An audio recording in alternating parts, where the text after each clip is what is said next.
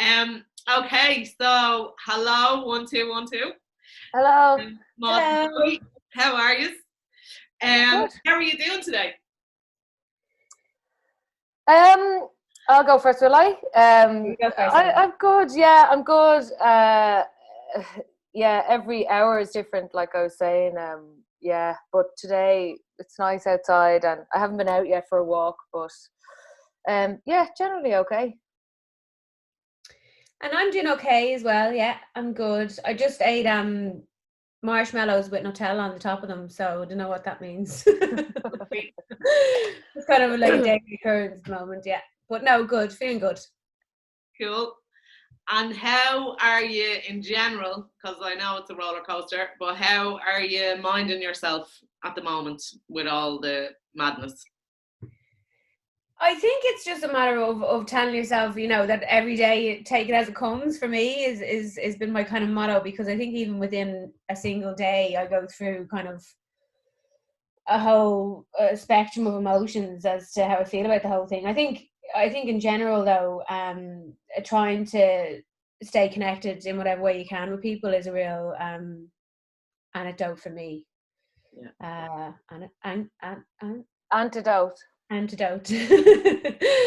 Yeah, just trying to stay when connected with people as much as you can. Like, after you have a chat with somebody on the phone, or in this context, I always end up feeling a little bit better than I did before. So yeah, I think that's a remedy. Yeah. Yeah. I'm trying to, like, I was just thinking this there, because I'm on my own at the moment, living on my own. So I'm kind of trying to treat myself like or talk to myself like I'd talk to a friend, kind of, and like, just if I feel like, okay, I've been watching the news for too long, I'm like, Zoe, turn the news off, or Zoe, let's go for a walk.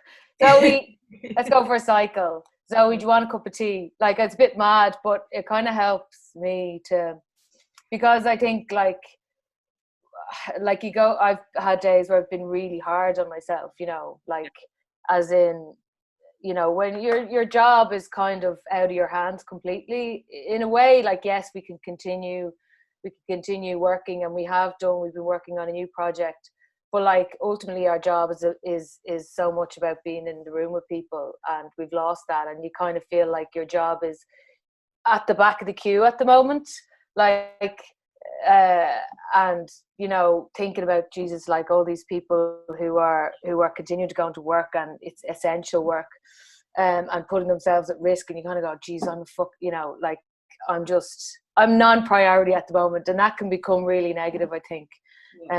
But yeah, so as well as having that awareness, I suppose, of where I am in the whole thing, and the gratitude for people who are in another position, I'm trying to be as nice to myself as I can. Yeah, that's how I'm trying to do it. And also, stay in the day and try not to think about the future, but as it's hard as well not to do that. Yeah. As I'm sure it is for everyone. You have moments of like, but what's going to happen? What's going to happen with this? What's going to happen with that? Yeah. But yeah, that's generally it. Like, yeah. And I started growing. I planted a couple of seeds at the beginning, and like, I'm just watching them every day, like, get a bit they're actually growing really fast. I don't know whether I never really planted stuff before, so I don't know, but like, yeah, it's growing. So I'm hoping by the end of it there'll be like a plant there with flowers and stuff and so. That's lovely. Yeah. Nice. I planted some wild seeds myself out the back, out in the little yard. Yeah. Cool. Yeah. What kind of tiny little bits at the moment, but you can see the ones from like earlier last year. They're already coming back up, so it's cool. Yeah, brilliant. Yeah, and me little pigeon family that I have now. So there was 4, and now there's 7 of them this morning. So oh my god! Do you feed them? Yeah, I've been feeding them. Yeah. What do you give them? I bought special like bird feeder. Oh, okay, yeah. Do pigeons just eat that seed stuff? The seeds? They love seeds, so I got like a special mix bag that's helped their coat and their eyes and all. So yeah. Okay, yeah, because I'm on my own as well, so it's like it's a little bit of interaction with the natural world. Cool. Yeah. So I wanted to have a conversation which is about your work, and I know that you haven't got to meet Fatima Groups United yet, but hopefully in the future that will be possible. So maybe just to start us off, you could tell us a little bit about 1212 and how you became a company and where that all came from. Yeah. Maud, do you wanna go for it? Yeah, I can start us off just the origins of the whole thing. I guess Zoe and I are sisters, and we have played music together since we were kids. I'm a violinist and Zoe plays cello amongst other instruments, but we started a band together when we lived abroad. We lived in New York for a time. Our dad is American citizen, so we took the opportunity with the American passport to go over there and start writing our own music. So we started writing our own music over there, and then the band kind of evolved, and we moved back to Dublin in 2013. And Zoe had done a master's in directing and had been pursuing her work as a theatre director in the time that we'd been working with the band as well, and was keen to kind of combine her work in theatre with the work of the band. So our very first show was a show called The Well-Rested Terrorist, which we presented on the Peacock stage of the Abbey for the Fringe Festival in 2014. And that was our first kind of theatre production, and it was presented as kind of an experiment. Well, what the fundamental kind of task, I guess, that we set ourselves was to place the band in a theatre. So that was the idea behind the show. And just to say as well, like Maud was the lead singer of the band, so and I was playing cello or piano or whatever. I was playing music in the band. Maud was writing the songs, and that was the Well-Rested Terrorist was more of a like just that. It started off as that idea, the idea of just putting the band in theatre. That was kind of it. Yeah, and it evolved from there because Zoe kind of decided early doors that she wasn't going to perform in the piece, that she wanted to direct it. So inevitably it became more than just kind of a live traditional.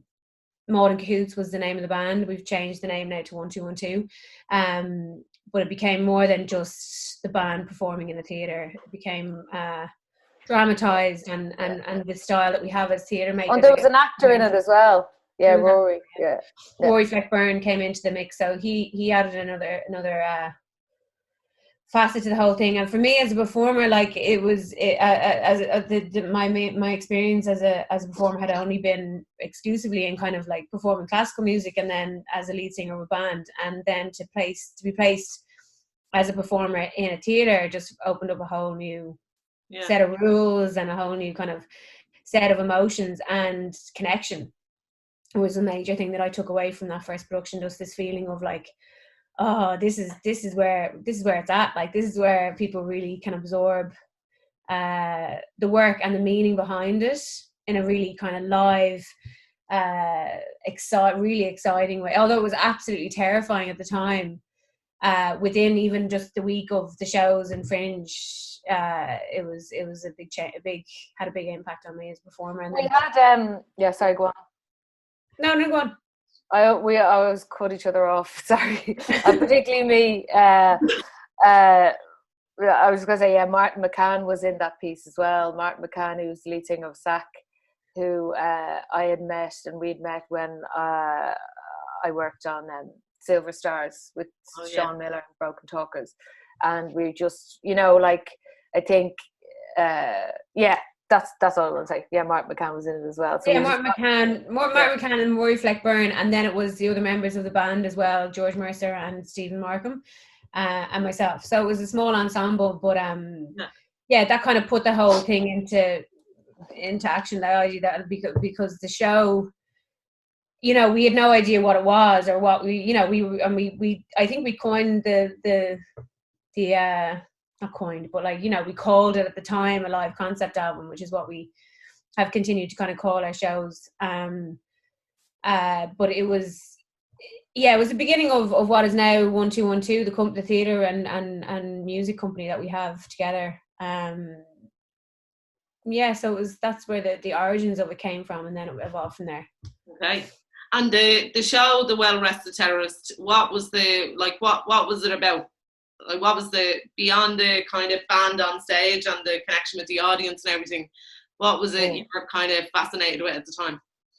I think that the Well-Rested Terrorist, that image, was just happening in a conversation that I was having with somebody. I can't remember what it was now, but I just thought it was a funny image of a a terrorist asleep on a plane. It's kind of dark, like a terrorist who doesn't go through with it. Because at the time I thought this was 2012 or whatever, and anyway, that became a song. Just this idea of a terrorist who's on it in these different scenarios, not doing what they intend to do. You know, what they've set out to do, and they just don't do it. And because I suppose the album that we wrote around that song became just, I suppose, an exploration of inaction and how we are paralyzed in loads of different ways in life and numbed, I suppose. And that's become kind of a theme in a lot of our work as well. And it's in the style of performance, I think. I was thinking about this, and like, you know, it's very, that show, particularly The Well-Rested Terrorist, was very kind of static in a way. It was like these four performers on stage, ultimately, you know, quite statically standing there and saying these words that had a lot of emotion in them and things like that. Like, they were saying a lot of, you know, emotional things, but they weren't necessarily, you couldn't see that. It was like this idea of like kind of ciphers, you know.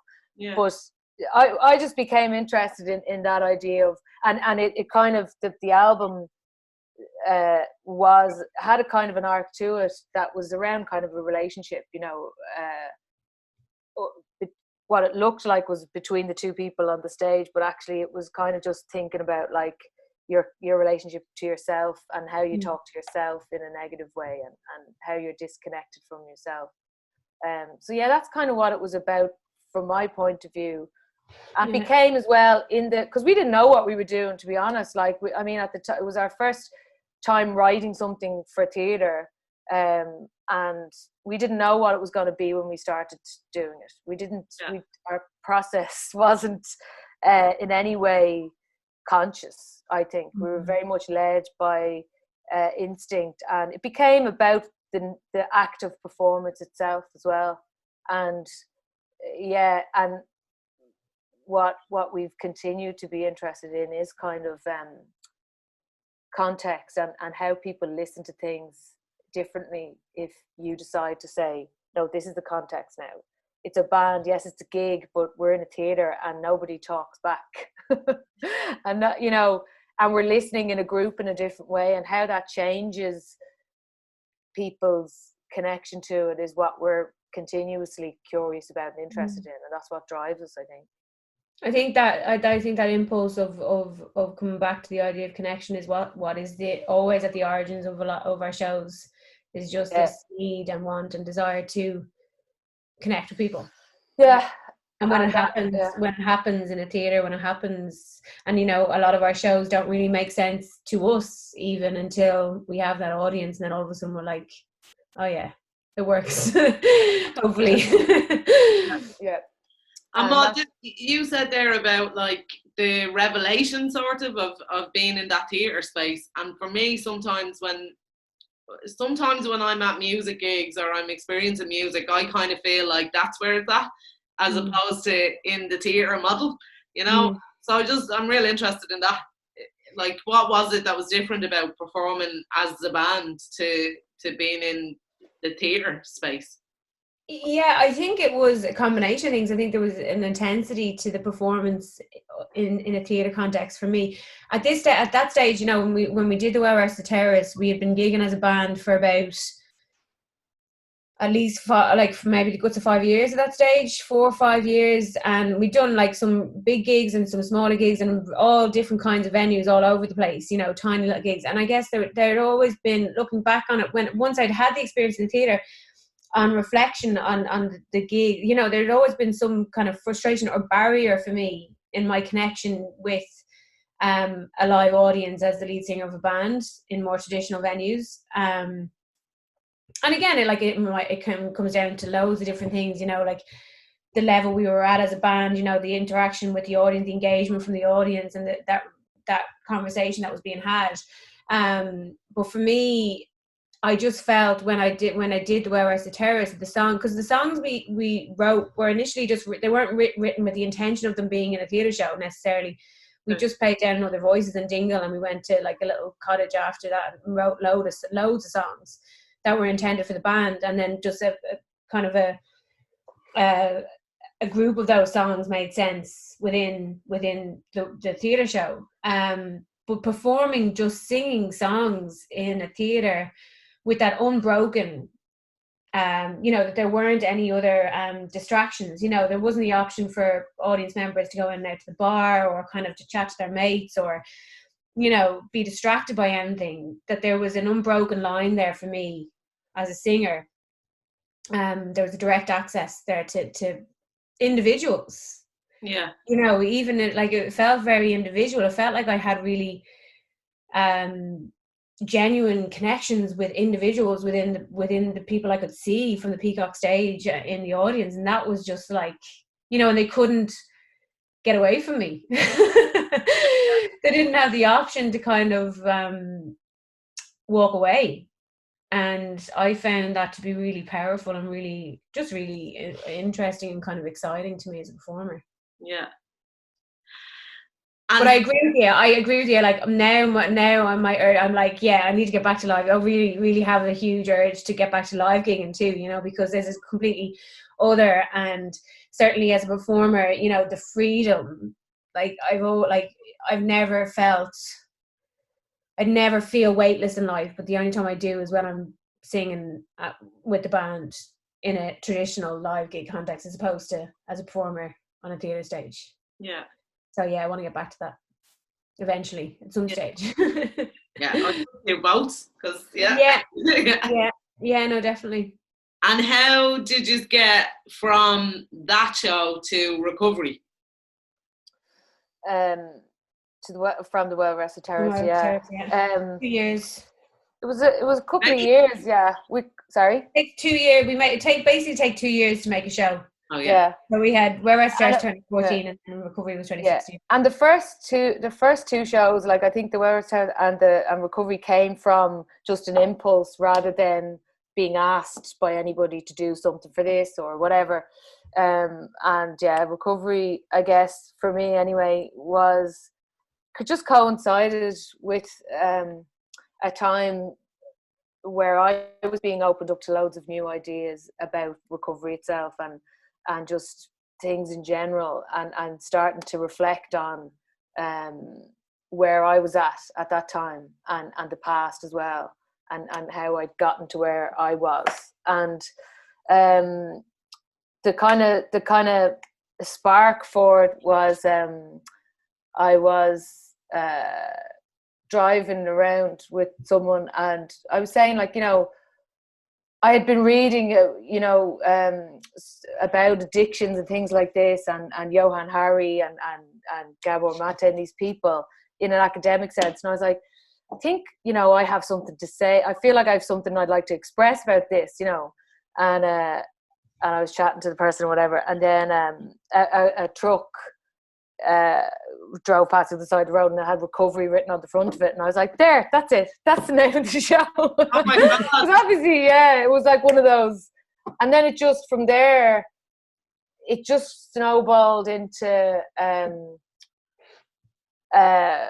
again writing songs about just events and things, and I suppose thinking about that idea of, like Maud was saying, connection, and what the, you know, one of the ideas Johann Hari was talking about was, you know, the opposite of addiction is connection. And I guess it became a kind of thing about as well, looking at, I suppose, the longer term fallout of any kind of trauma or whatever in your life, like not looking at the crisis point, but looking at years later. And yeah, so we decided, we kind of worked on it through the songs, like we were thinking about it as an album as well, but this time we were definite that it was going to be a show, it was going to be a play or whatever, it was going to be for the theatre. And we started off looking at grief a lot. We did kind of a theatre machine actually in January, would it have been 2015? Yeah, 2015 we applied for theatre machine and did kind of a 15-minute, 20-minute little piece. There was about 3 or 4 songs, and Maud and Peter Coonan performed it. And at that time we were looking at a father-daughter dynamic and this idea of loss, of grief, of a lot, grieving for a lost person. It was a funeral, really, wasn't it? It was. Yeah, like, we kind of we used the frame of a sort of a kind of a funeral idea. Yeah. But really, what we were we were looking at material like Joan Didion, her book about grief, The Year of Magical Thinking, and Bruce Springsteen, who's a big influence on us anyway. But his kind of. I wonder what Bruce is doing now. Do you know? Yeah. Sorry. Apparently, he's here. Bruce Springsteen as well. Him? No way. I think so. Yeah. He did a gig. I saw that he did a live, like, living room gig the other day for a charity or something. I really want him to see Recovery. I think he'd like it. But anyway, yeah. So, and yeah, I think we Recovery kind of grew kind of very organically, and what was different about it from the Well Rested Terrace, well, I think we simplified it a little bit to just concentrate a lot on that. How do we connect emotionally to the audience? Okay. And it's actually simplified the show down a lot from the Well Rested. Like, we threw a lot of things at the Well Rested Terrace. Like, there was a lot going on there. There was like all this kind of found material, and the band were there, and the songs were the songs in the Well Rested Terrace had a lot going on in them. They were a lot more kind of dynamic and different, and we were jumping around genres like you would in a concept album. But with the Recovery, it was much more about the emotional arc of it, for me anyway. And we collaborated with Aoife McAtamney, the choreographer, and she really opened up this whole other aspect of the work for me anyway. It completely transformed the whole thing when Aoife came on board, because what we were trying to, I guess, express that idea of the kind of ripple effect of traumatic experiences, how the body keeps these things and holds them in, where, so you have, like, again, static looking figures, and we use the archetypes of a family: father, mother, daughter, son, but everyone was the same age.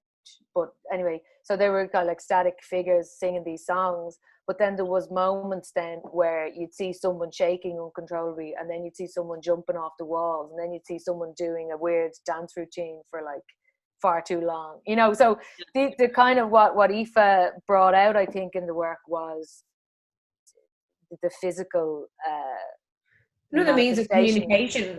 The means of communication, Aoife, like totally, like the physical movement in the piece just totally opened up for the performers, for the 4 of us, to kind of another way of expressing what it was that we wanted to say, that we just can't or don't know how to, or I think that's why Zoe and I have often turned to music and song to tell the stories that we feel we want to tell, because we can't find the word. We do, there's a difficulty there. There's a obstacle there, that in our own lives and in our own personalities, that make it difficult for us to connect sometimes in a healthy way, and also to communicate in any kind of a healthy way. So shows in a way, allow us to say things, or certainly there's a feeling of healthiness in performance for me. I probably feel my healthiest when I'm performing now. And it is like, I was watching the video, the kind of documentary about Fatima Groups United there on their website, because I remember when you first started talking about the group, I was like, yeah, I was thinking, I've done something with in the community centre in Fatima. I know I have. So I was thinking, I was going through the catalogue in my brain, and yeah, I think it was when. Because we've worked in myself and Maud have worked with Sean Miller in various different ways since 2009, kind of, and he'd often kind of ask us. Well, he's asked us a few times to just play strings, like I play cello, Maud play violin. So, yeah, I wasn't there for the original festival that happened in the old Fatima Mansion. So, but they did.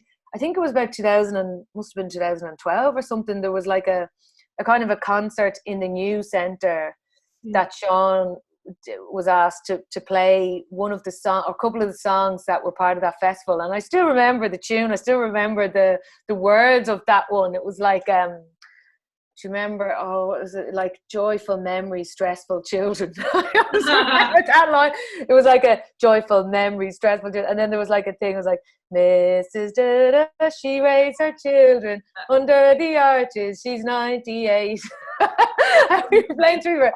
I was like, yeah, I just find the kind of, the idea of, they were talking about in the documentary, the idea of regenerating people as well as space, you know, and how do you maintain that kind of, and it was like looking at it now, it's been a good few years since that building has been there, and I'd be interested, you know, in how that has been maintained, or what the process is of that kind of recovery from that kind of, because it felt like, you know, the knocking down, and I was involved in Sean did might say Michael's estate, there was a ceremony, I think Grace Douglas and Shane were involved as well, and it was like we were playing while they had the like dinosaur thing chopping at the building and like eating it, and it was like a fucking traumatic event in itself, just watching this thing happen. And I was like, Jesus, the people who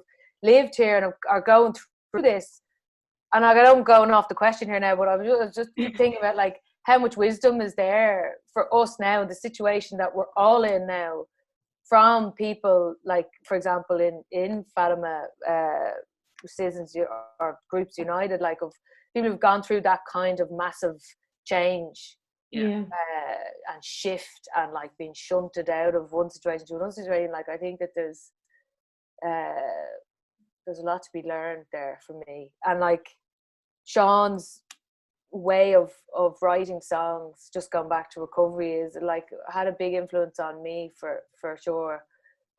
Just the idea of releasing, like giving myself permission of going, you just have to say the truth and put a melody to it, and that's it, like and like, there's two chords in the song, like so what, like, you know, we spend a lot of time in the band, and I'm not criticizing, because we had a great time, and I think the music that we did with the band is really, like, we're really proud of it, and it's intricate, and it's, you know, much more kind of nuanced, I suppose, than some of our work in the theatre shows.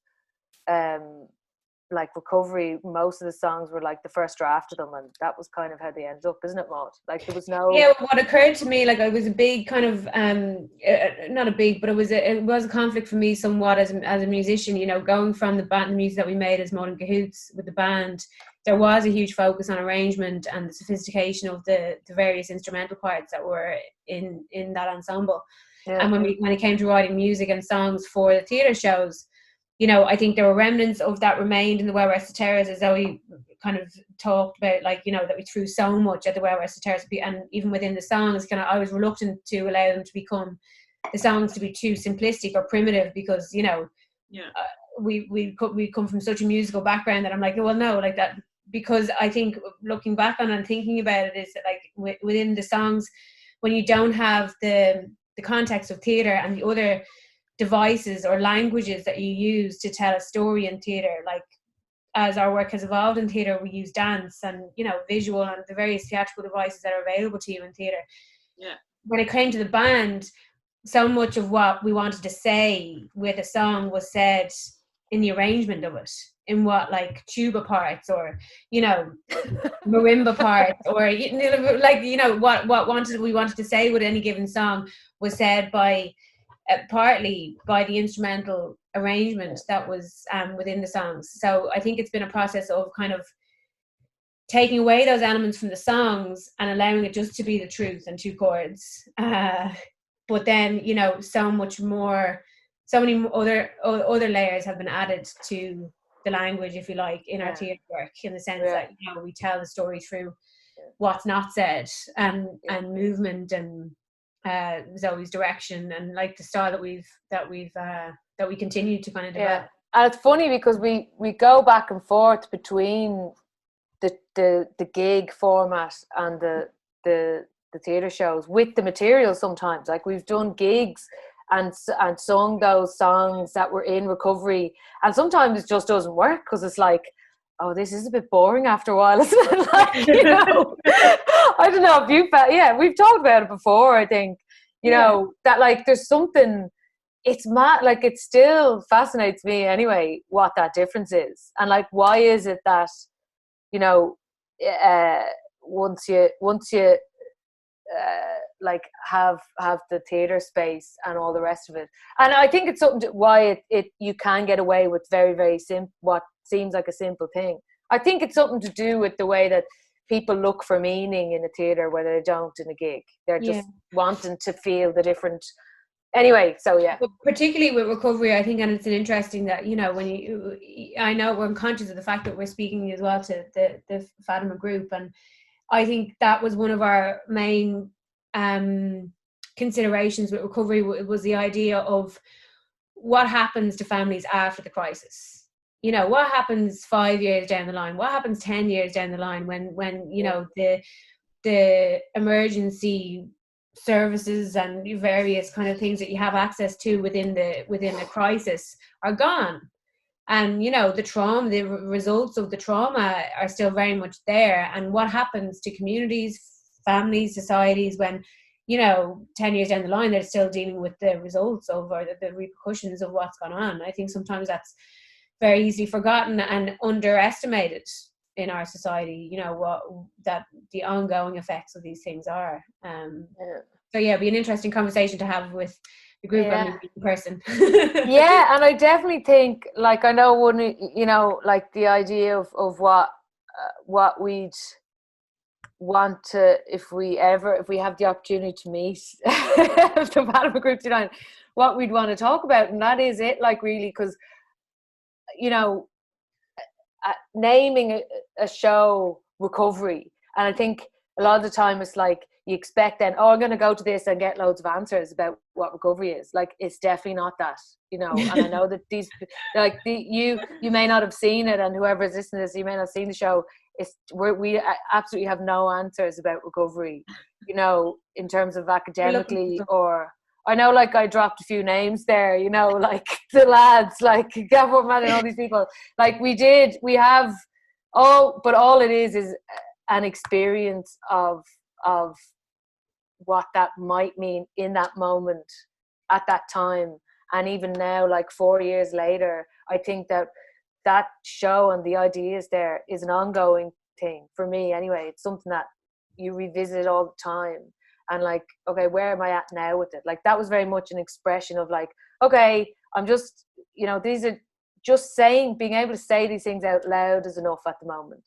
And I don't know what it means. And I don't know, at the end of the piece, it's like, do you want to stand here and like, say this with me? And that's it. Like, it's kind of, it's a very open-ended, so it could be like, I think like question mark is a naff kind of title, but like, naming something like recover, and it really just came from seeing that van. Like, I was like, oh, that's a sign from somewhere that like recovery is what this generally is about. But like, really, I'd love to kind of revisit the ideas in that piece. Especially with a group and a community that are so are in such an amazing process. Like, I just watching the watching the documentary, it's so inspiring. Just because, just it is like being part of something. Somebody said it in the video. I can't remember what it was, but just generally kind of the idea of just like maintaining connections is a way of staving off demons. Yeah. In It's whatever so way. interesting. You said a multitude there. I Mm. remember that performance in Michael's estate. I was there that day, and it was really like hair on the back of your neck stuff, like listening to the music and the speeches and seeing that live regeneration happening at the same time. Yeah. My favourite pieces is to look at on YouTube when I need a bit of inspiration is that piece in Fatima on the balconies. So I think that's where that piece that you were talking about in F2 came after from. Yeah. I was looking at the words were all kind of spray painted on the balconies. It was amazing. Yeah. And all the people who lived there were on the balconies and this amazing choir, like, and just the thing about recovery is like what happens to a community when they're not even nearly recovered and there's another crisis, which is where we are now. So it's really interesting to me, like, because we're, there's a lot, but also that phrase, the truth in what did you say? The truth in two chords and the truth. It's fucking brilliant. Like that's amazing, because that to me tells me your intentions and motivations in how you are in the world, like, and what you want to bring through your art, which is just beautiful. Yeah. There you go. So moving on from that, the imaginary question of if you were going to work with Fatima groups, and you've started kind of thinking about this already, but if you were going to make a piece of work or start developing something with Fatima Groups United, where might you start, or what might you be thinking about? I have a thought. What's going to happen now? We've been laughing at this because we've talked about it. Maybe I shouldn't give it away. No, I will talk about it because it is kind of a joke. But we've been talking about the idea of robots, and I just really want to make a show with the robot in it, or that has something to do with transhumanism in some way. And I just think, like, I was thinking about that. Somebody in the video, in the documentary about Fatima Groups United, talked about regenerating people as opposed to space, as well as space and physical space and all that. And like, I just think that, and we're not like a techie company. Like, we're not into, like, we're very primitive in our staging and everything. Like, we're not into kind of even like a projection screen. We're like allergic. Like, we're much more kind of lo-fi in that way. But I think that I'd love to talk to the people in Fatima, in the group, about it's the idea of restarting people or regenerating people, and how that works in contrast to, or not against, but maybe in conjunction with how robots are being developed. And what, I don't know, it just, there's something interesting to me in, like, because it just seems like what goes on in the community centre there, like, it seems like a very open place where if you wanted to come in with a scientist who's developing robots, like, and do a workshop and make a fucking robot and put that into a show about regeneration, like, I just think that's what I'm thinking about, like. Yeah. I was gonna answer it just saying, like, if we were to work with the group, like, I would just want access to their this sounds so cliched and so corny, but, like, access to their spirits, like, to their spiritual beings, and like and like, in a way, what Zoe kind of connects with what Zoe's saying, because, like, what would the manifestation of various spirits, the spirits that are inside all of us, like, what would they look like in robot form? And how would they behave? How would they behave? How would the spirits involved in the Fatima group, and with all the experiences that they've had and the things that they've been through, what would their spirits manifest as robots? Like, I just think access to to their minds and experience would be really interesting. I think we'd come up with some kind of a mad idea to work with that, because I think that's where we start every process of any show comes from a place of actually just wanting to get a little bit deeper into the into what's behind the physical manifestation of human beings. Like, well, what's beyond this, you know? Yeah, it's a difficult thing to do. It's something that I struggle with so dreadfully, you know, just being able to get beyond that. And actually, I think sometimes for me anyway, in making shows and then seeing them come to fruition is when that happens most effectively for me. Yeah. So that's what I've done with. Were you going to say something else there, Zoe, or will I go to the next? No, because I think it leads on, what Maud's saying kind of leads on for me to something else that I think you were going to ask. Okay, cool. I've got to say now. I just want to say that the robot mind is seen into the future. This is like the fourth one of these, and every answer to that question is fascinating, you know what I mean? And I just think for the future, the future unknown, there's something really kind of exciting about getting the project artists together with Fatima Groups United in whatever way totally. people want it, and making some big long-term, big scale, whether that's big scale just in terms of time or whatever. Yeah.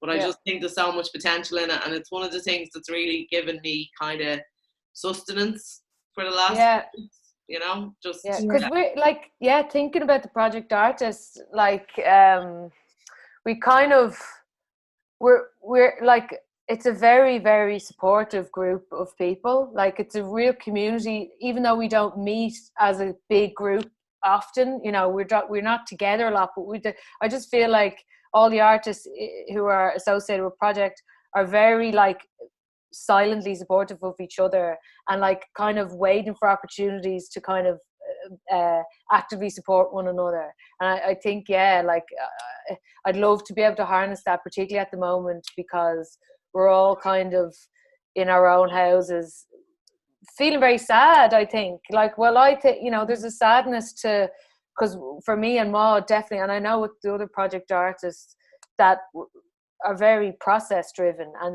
they you know, the process of making the work is just as important and meaningful as the product. So like this idea that we can just kind of postpone the show, it'll happen next year, like we're missing, like we're losing out on such a huge part of how we function, like really as people. Well, I am anyway, you know, I get a lot of joy and everything from just being in the room with people and the rehearsal process that like I miss now big time. So yeah. We're a nice bunch, I think. Yeah. Brilliant. Yeah. Okay. Do you have a favourite moment in presenting work? Like something that sticks with you and like you still think about and enjoy?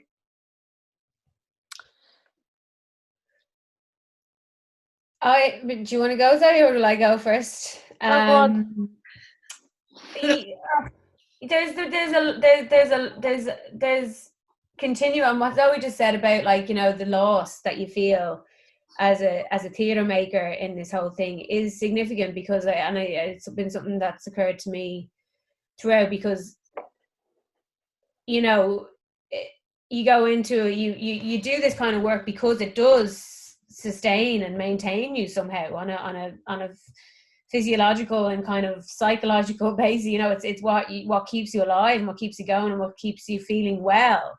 So when you take that process and that livelihood away, even for what has been, I guess, a relatively short period of time, but what has it been now, like 2 months? Nearly. Really, since we've been able to kind of, you know, when you take that process away from from me, I guess, speaking from answering from a very personal place, it does begin to impact you subconsciously. You don't, not even aware. You're like, why am I feeling so bloody miserable? Like, what's going on here? And so, you know, when you ask, is there a particular moment or things that stand out as what's the specific of the question? Like, you know, what's inspired? What was the question? What presenting work? What stands out as like, when from presenting work, like what stands out as a real kind of moment for you? As a real moment, yeah. Like all the moments that come to mind are all based in moments of feeling really connected to what I was doing and what, you know, how that makes me feel. Yeah. You know, whether that's sometimes in the rehearsal room, you know, when something all of a sudden strikes you as really meaningful, you're like, oh yeah, this is actually really important to me. And then when that also happens in performance with an audience in a room, I mean, there's no better feeling in the world for me. So like, there's been moments of that like that in the process of making shows, and then also in the feeling of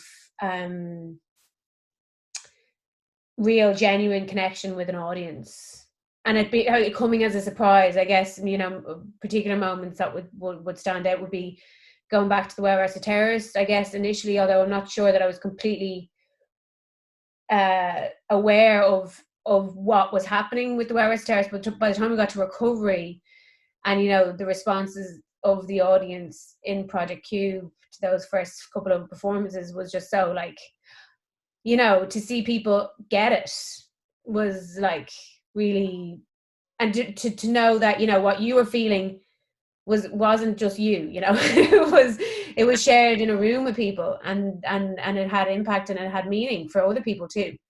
So yeah, I think that's what stands out to me kind of overall, and it happens within the process of making work and also in the exchange with the live audience too. Yeah. Yeah, like I when because I don't perform in the show. I performed the last piece, Everything I Do, but I kind of have blocked that out a bit. So I blocked it out just because, like, it was an experiment, and for me it made me just more determined and more inspired to direct and write, and it just I it was an important, like, process to go through, but it wasn't, I don't I get my sense of I suppose the buzz, I suppose, or inspiration, whatever, from creating the environment for the performers and then the audience to feel things and express themselves, not necessarily for me to express myself. I don't it didn't give me as much joy as so I guess, like, the project that I'm most proud of that we've done is Recovery up to now. I mean, the robot thing with Fatima Groups United is going to be the next one. But I'm really, really proud of Recovery for loads of reasons, but I suppose the moment like that stands out for me, and it's not in presenting technically, I suppose it's in the making of it. It was that we were working in the incubation space in Dublin City Council that they have on Fowler Street, and we were working with a small group of people. Like, Maud was in it, Peter Coonan, Stephen Quinn and Aoife Spratt were the cast, and we had a great stage manager, Fola O'Brien, and Hugh Farrell was the producer, and Aoife as well, McTamney, was the choreographer. And we were at that point in the process, I think it was like maybe 3 or 4 days before we went into tech and the technical rehearsals, like, and Aoife had a week, or not even, she had about 3 or 4 days with the performers, and we'd already kind of blocked it, and she'd worked with them on choreography bits and all the rest of it, and kind of started setting things for them to do. And it was, I think they'd already done a run of the piece, and then Aoife and I were saying we'd do another run, and Aoife was like, it was all very, like, it just, because the piece was so personal and because it was very heightened, it was very emotional for everybody. I think everyone, we're at that point in rehearsal where all the performers were connecting to, starting to really find themselves in it in a certain way. And then when we did the other run of the piece, Aoife was like, Zoe, do you want me to like get them to set the stuff now and rehearse it again and run it like the way it's supposed to be, or do you want them to do whatever they want? Or will we spend this time rehearsing, or do you want them to do a run again where they can do whatever they want? And I was like, I don't know, Aoife, like, we're having this like crisis. And Maud comes out when she's like, we're doing another run and we're going to do whatever we want. And I was like, okay, she's the boss. And I was like, okay, like, Aoife looked at me like real angry, and she was kind of like, because she wanted to fix stuff. She was like, Aoife really wanted the show to be like, she wanted her work to be really good, and she really wanted it to be perfect because we all really cared about it. And I was like, Aoife, so anyway, so they did the run of it, and it just was watching that performance of the show. Still, I remember it so like vividly, because all of the performers just allowed themselves like freedom, and all the choreography that we had worked on, the blocking and everything, it was kind of there, and the songs were there, but like there was moments in it where like it was just watching people like their hearts just completely open out. And there was one moment, there was a song called Irish Exit. That was it's kind of a very dark song, but there was just a moment in it where Maud was dancing in the room and was doing things that like she'd never tried before, done before, but it was just complete pure expression of feeling. And this noise is coming out of her, and I just like burst into tears in the room. And I was looking over at like the producer and the stage manager, and they were about crying. Everybody was crying. It was just like one of those times where I was just like, this is where it's at. Like, I mean, I just felt so lucky to have the opportunities that I've had to learn music and to learn the skills that I have to be able to express this in this way. And it makes me cry when I think about it. Like, it was an amazing moment. And that's it. Wow. What was I going to say? Yeah, thanks for sharing that. I want to just go back to everything I do, because I mean, part of me as an audience, because I love that show, is shocked to hear you say that before and part of me as like a person who's been on stage and not really wanting to be, in terms of like practice and where my skills are, gets what you're saying. But talk to us a little bit about that show. Like I know that like ultimately the lesson from it is like that it's actually not about me. It's not about me at all, and it's not about how I feel about it actually, because I performed the piece. It was a solo. Well, it was a two-hander at the start. Aoife was a dancer in it, and then it became a solo when we went to Edinburgh with it. Maud directed it, and we worked on it together. And it was kind of accidental in some ways that, well, it's kind of fate. I think we've always kind of allowed fate to kind of guide a lot of these processes and not really thought about it too much. But as it happened,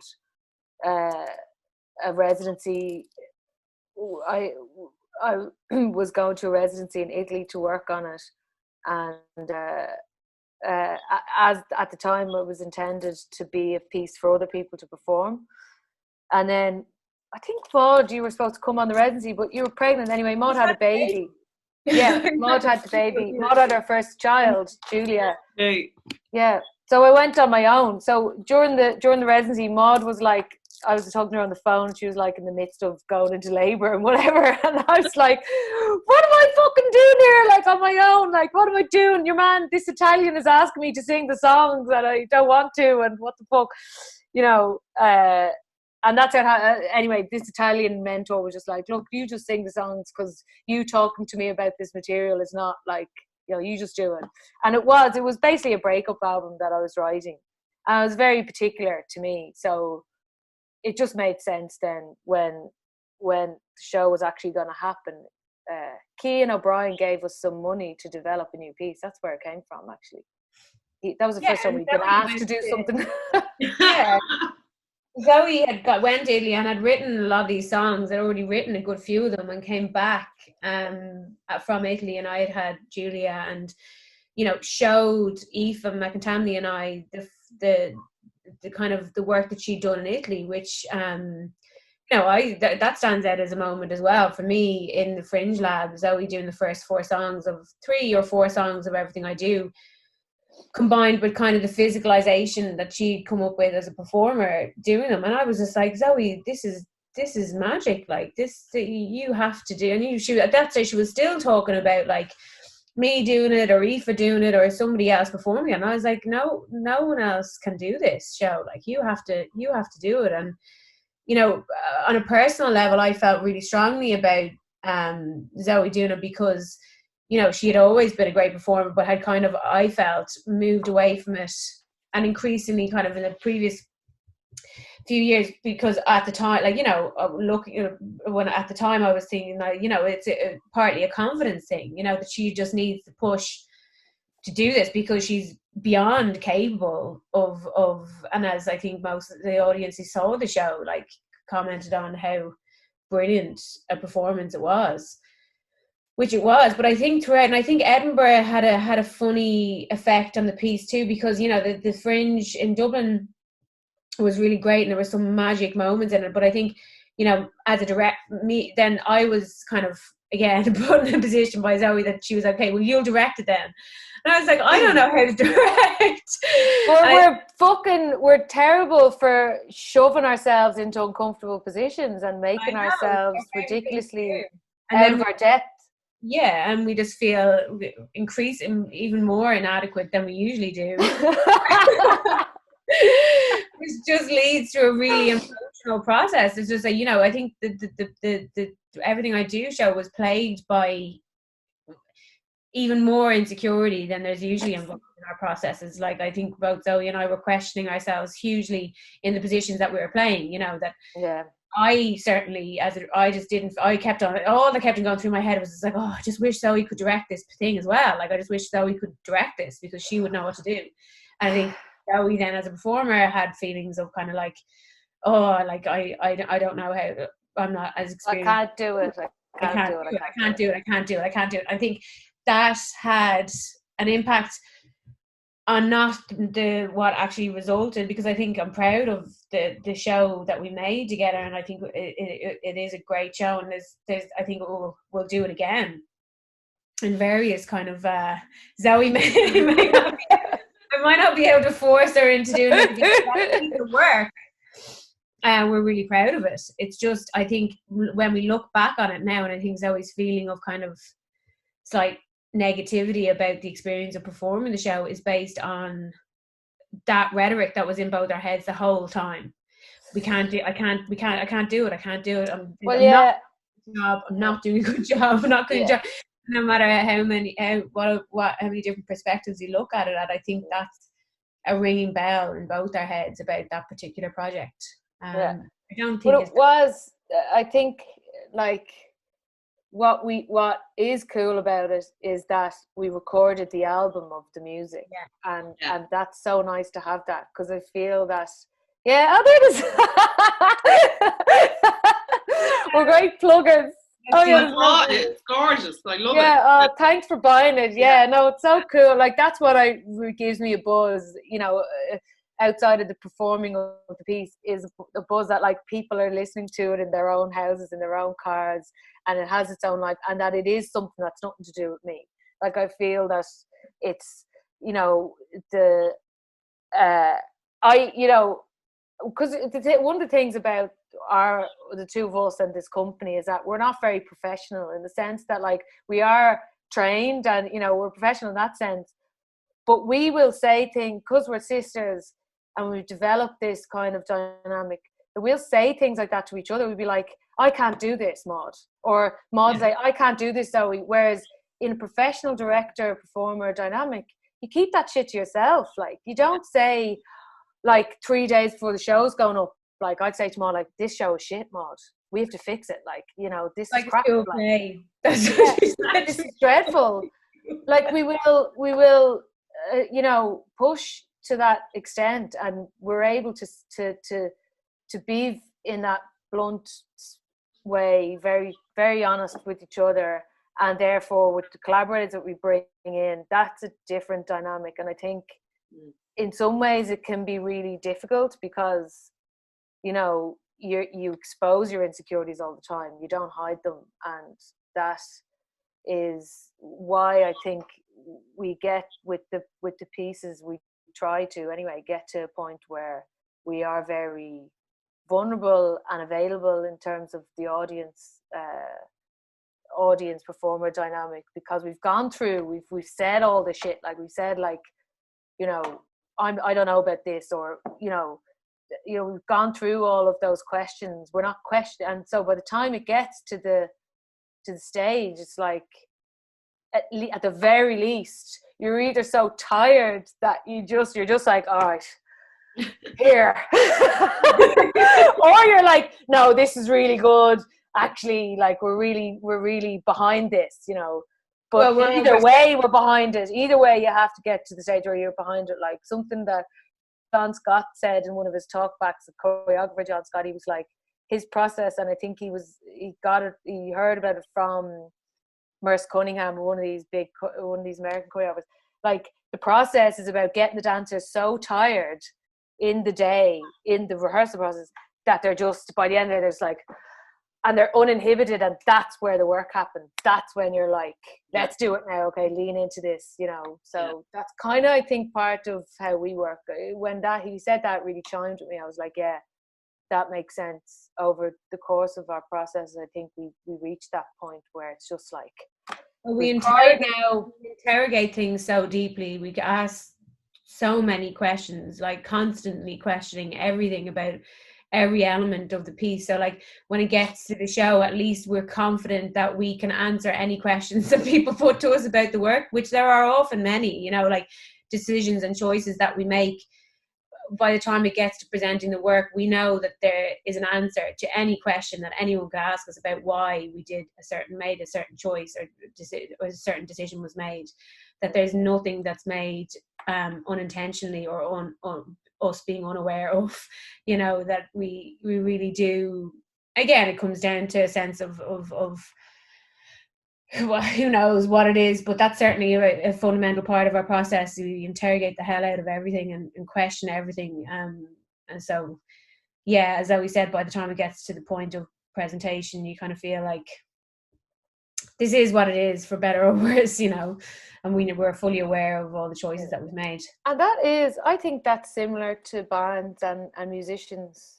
Like, there's a sense of abandon that you know, that's why I think I like going to gigs anyway. It's like they're just doing a task. These people are just up there playing their instruments and singing the songs. They're not fucking thinking, like, you know, some are, but generally the good one, the people that you gravitate towards, the bands that you're into, it's just like, yeah, we're just doing this. And that's what inspires me, like, endlessly, is just watching either whether it's a musician or a carpenter or someone doing someone's hair or somebody playing an instrument, whatever. Watching someone fulfill a task is like, that gives me a buzz. And utter commitment to fulfilling that task. That's what the fundamental element of good performance, I think, is commitment. Watching somebody knowing what it is that they're committing to, and committing to it 100%, regardless of what the results of that commitment might be. There's something about that raw presence, isn't there? That you're just focused on doing the thing. You know what I mean? Yeah. Happening. Yeah. And it's vulnerabilizing and very, very powerful and beautiful to experience as well. Yeah. I get a sense of, like, obviously from your work, the huge rigor and beauty and skill that goes into it, but also from this conversation, like, you're just, You're amazing. The two of you is like really, really. Thanks, V. So are you. So are you. So the last couple of last 3 questions. What gives you hope? Oh, good art. Yeah. Good art. Good, like, you know, what fills you with like hope and joy, and you know, the idea of is our humans and the kindness of humans, and you know, the ability that like, you know, even looking at the Fatima group, like what human beings are capable of doing and the change they're capable of provoking by just having hope, you know, and hope for the future. And you know, if you lose that, things get pretty desperate, you know, as we all know. But like, you know, I think what gives me hope is the idea of human beings continuing to commit to one another, and you know, believing in each other, and making things that, and making and doing things that make them feel alive, whatever that might be. You know, one of the most desperate thoughts I have sometimes is you know, that some friends or loved ones don't have anything in their lives that make them feel the way I feel at times when it comes to accessing and engaging with great art, you know. And I know that art isn't for everybody the thing that makes them feel alive, but I just hope that everybody has something in their life that they engage with or access that makes them feel as alive as good art makes me feel. So yeah, hope. What gives me hope is human beings, and I think what is fundamentally kind of an innate desire to be and to do good and be kind. That's very hopeful. Yeah. I don't know. I was like yesterday, I could have like answered this. I could have said so many things yesterday, because I was like, I just had I was so high yesterday. I was like, I'm either like head under the duvet or head in the clouds kind of a person anyway. But yesterday I was like, I had this euphoric feeling walking around. I was walking through like St. Patrick's Park, and just like cherry blossom trees, and the cherry blossom tree stuff was all over the floor, and like there was loads of people in the park, like probably breaking the roof. But I was there too, so yeah, whatever.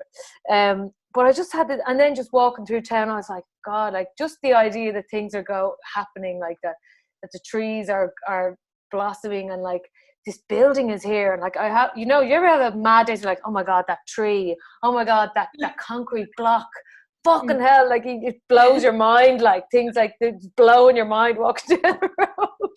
And nobody else is feeling this, but I'm like, what?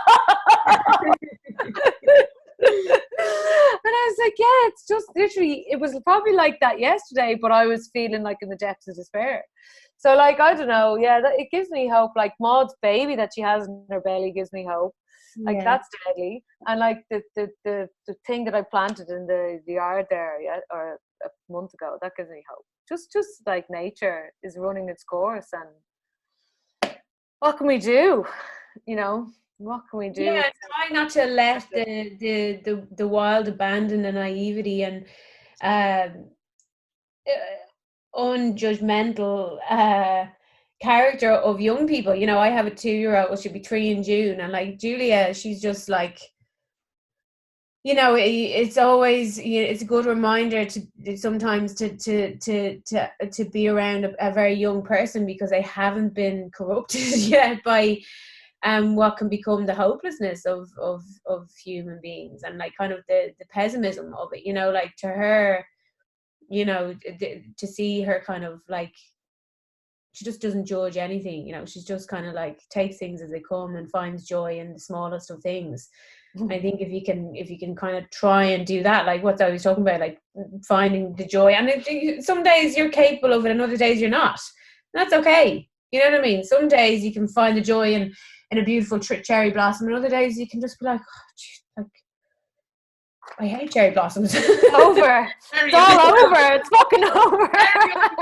Yeah, but I guess hope in the sense that, you know, like that it's okay to have days, weeks, months, years sometimes of feeling a bit desperate, but to try and maintain hope and belief that things do turn a corner eventually, one way or another. And I think, like, for me, the responsibility that I feel, even though everybody, like, what I was really inspired by is just immediately the sense when this all kicked off that everybody seemed to be, well, not everybody, a lot of people had this sense of, like, what can I do? Like, how can I be of service? How can I help in this situation? And what, that's very inspiring. But also, like, the responsibility that I now feel, now that things have kind of, steadied in a certain way, is that as an artist, I suppose, as what I do for a living or whatever, that I think we're really focused on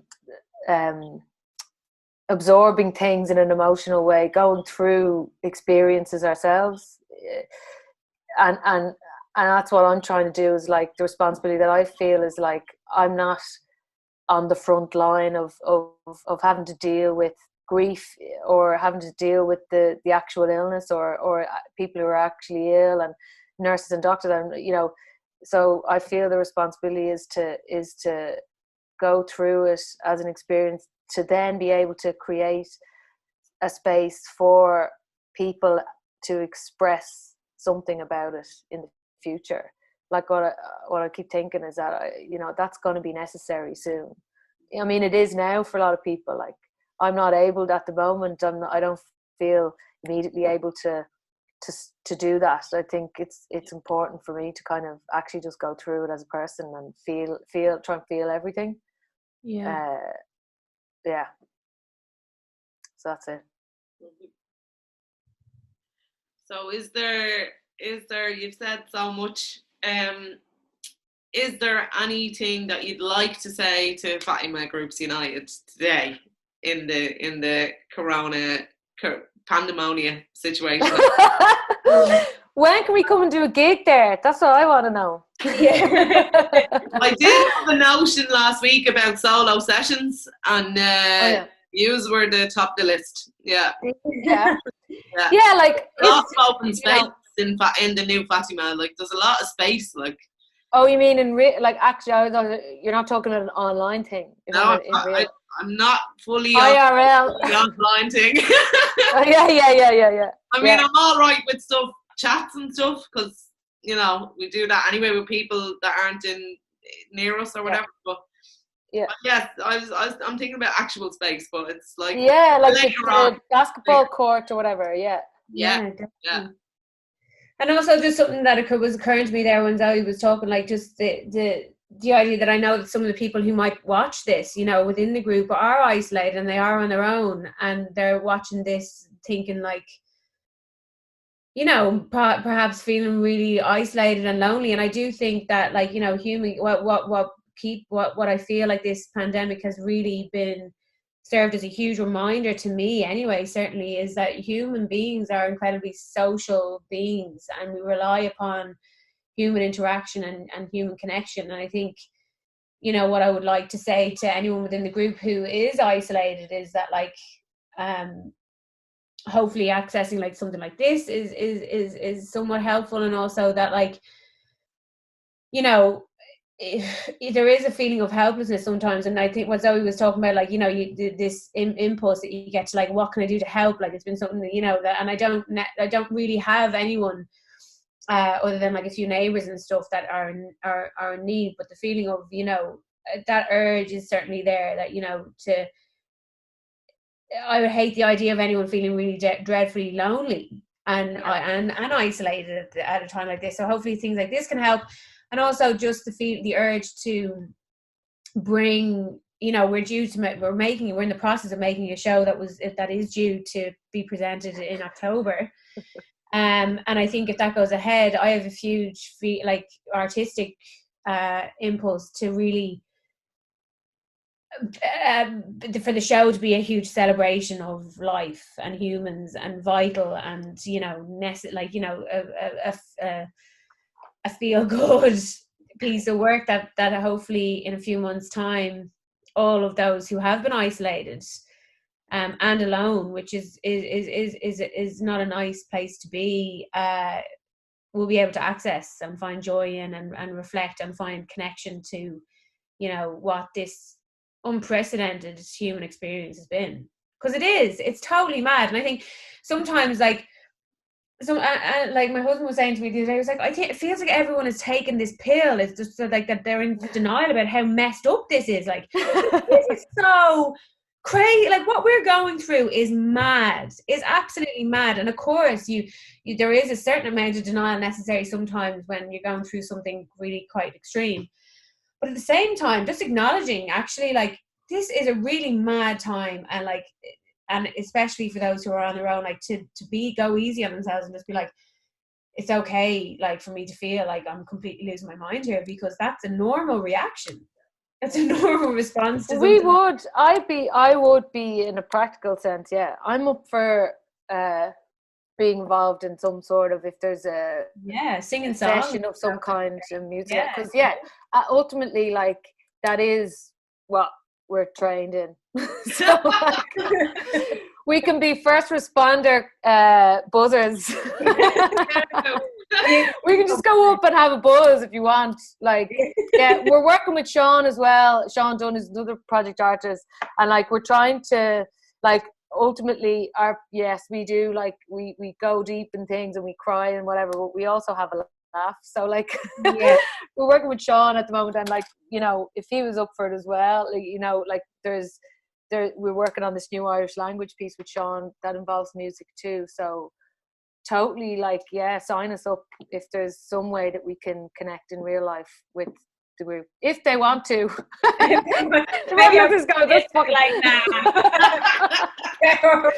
Like, that's the thing. It's like when you see the online performances of certain musicians, you'll be like, no one asked you to do that. Like, today, like, I don't need to see you in your kitchen singing a real heartfelt song, like, you know, no.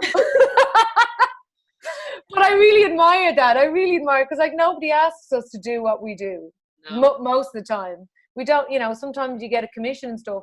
Most of the time, nobody asked you, and you do it anyway, out of a sense of public service. Like, I really feel like, because we were lucky enough to get, for this project, public funding, I feel like I'm a civil servant.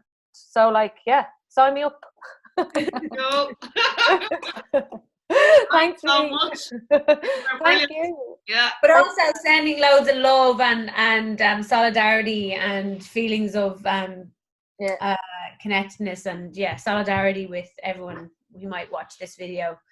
That we're all going through the emotions. All the emotions. Yeah. It was such a pleasure to talk to you, and it's lifted me today anyway. So cool. Thanks, Fee. That's great. Yeah, sending the love and solidarity to you. You're mean so much. Salawalia. Bantualia. Bantalova.